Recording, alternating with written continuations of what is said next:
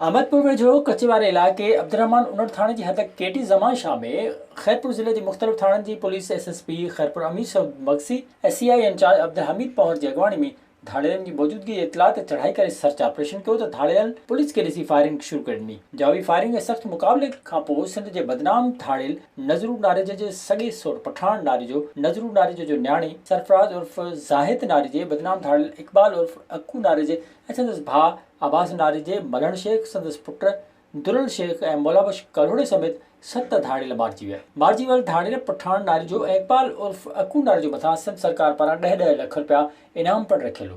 मारिजी वियल धाड़ेल खैरपुर ज़िले जे अवाम लाइ वॾी दहशत जी अलामत बणियल आहे, जिन मथां ज़िले खैरपुर जे मुख़्तलिफ़ थाणनि ते अगवा धाड़नि फुरुनि ऐं चोरियुनि जा केतिरा ई केस दाख़िल हुआ। पुलिस मुक़ाबले में मारिजी वियल धाड़ेलनि वटां वॾे तइदाद में रॉकेट लॉन्चर ऐं जदीद हथियार पिणु हथ कया विया। मुक़ाबले में मारिजी वियल धाड़ेलनि जा लाश बरादी जतोई थाणे आंदा विया। इन ॾिस में SSP खैरपुर अमीर सऊद मक्सी राब्तो करण ते साफ़िन खे ॿुधायो धाड़ेलनि जी मौजूदगी जे इतला ते वॾी पुलिस नफ़री साण करे धाड़ेलनि जे ठिकाणनि ते चढ़ाई कई त उन्हनि पुलिस मथां फायरिंग कई। जवाबी फायरिंग जे नतीजे में 7 धाड़ेल मारिजी विया। विजिट कयो अवामी आवाज़ मीडिया ग्रुप की वेबसाइट awamiawaz.pk।